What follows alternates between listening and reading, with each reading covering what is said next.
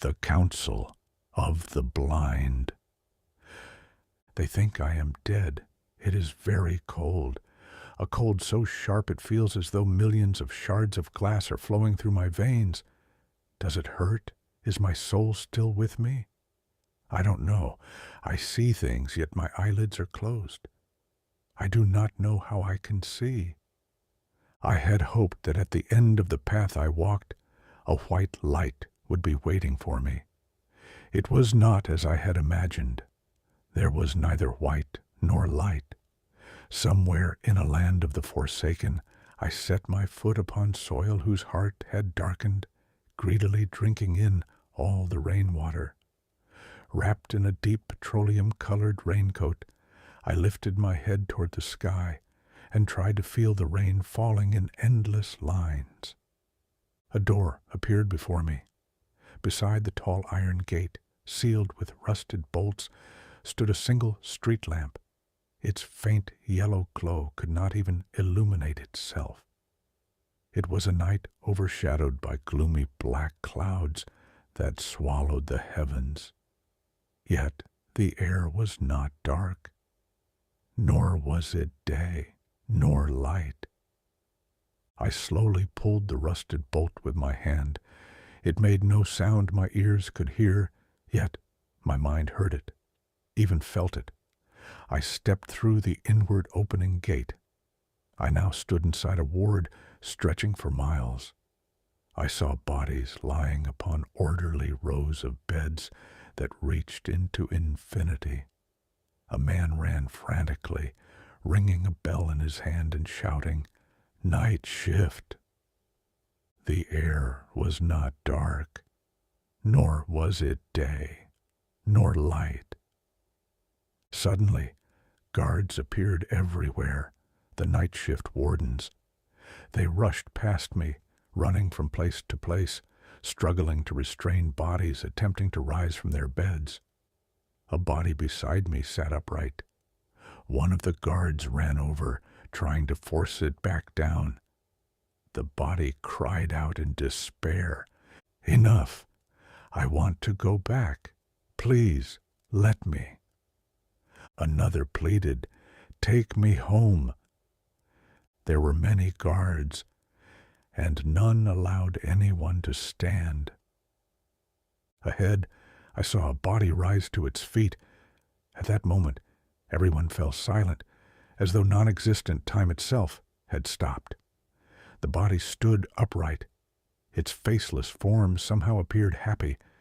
Suddenly, a wind rose. The guard beside me shouted to the others, "Thames is coming! Thames is coming! Protect the sleepers!" Spinning in a full circle to make sure everyone heard him, he repeated the warning over and over. The yellow light of the gas lamp in his hand was too weak to illuminate even itself. It was night, yet not darkness. All the guards threw themselves over the bodies. I crouched to shield myself from the wind. Creatures entwined with the wind, creatures that had become one with it, scattered in every direction. They surrounded the standing body. The wind embraced it tightly and carried it away. The guards were horrified. The wind ceased as suddenly as it had begun. A single tear fell from the eye of the guard beside me and dropped before my feet.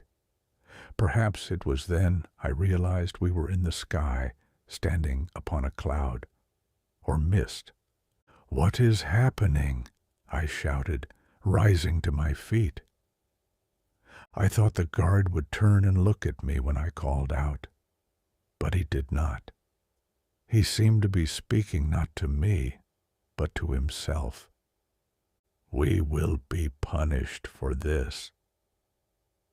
"Hey," I said, "look at me.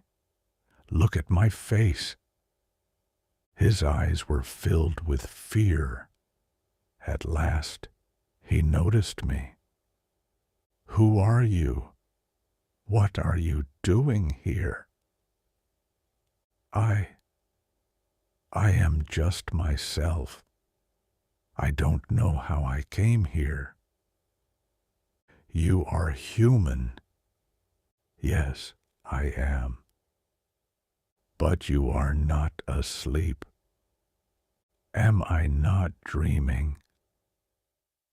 We are the wardens of sleeping humans.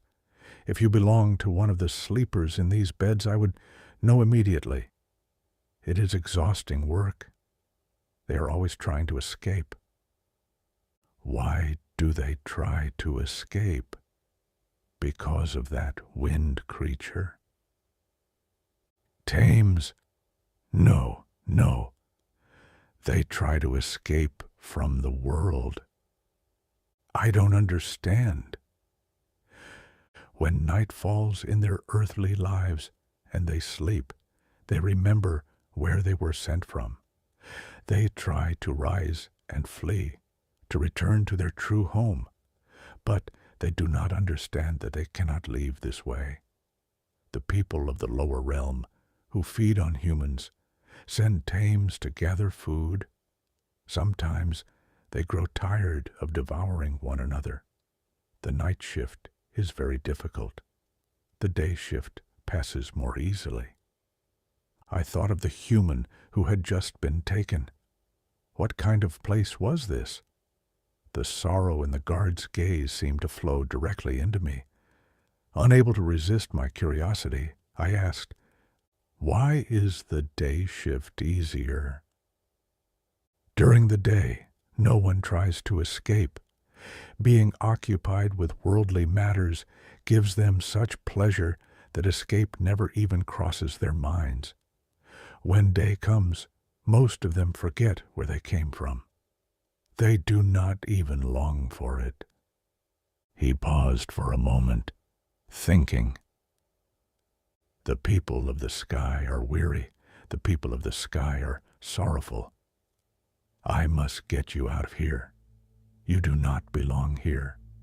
Whether you will join the sky folk, descend among the people below, or be sent back to the world, the court must decide.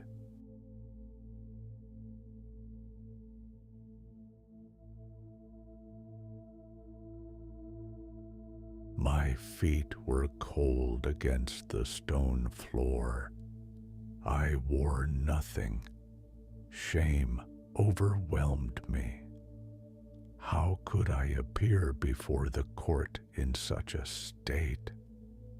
I looked at the polished wooden doors before me, winged and monumental, nearly twice my height. I tilted my head far back until the back of my skull pressed against my shoulders. Upon the door, written in gilded letters, were the words, "The Council of the Blind." When the mighty doors opened to either side, I stepped inside. I stood at the center of a spherical hall. The door closed behind me, and beneath my feet was a circular platform barely wide enough for both of them.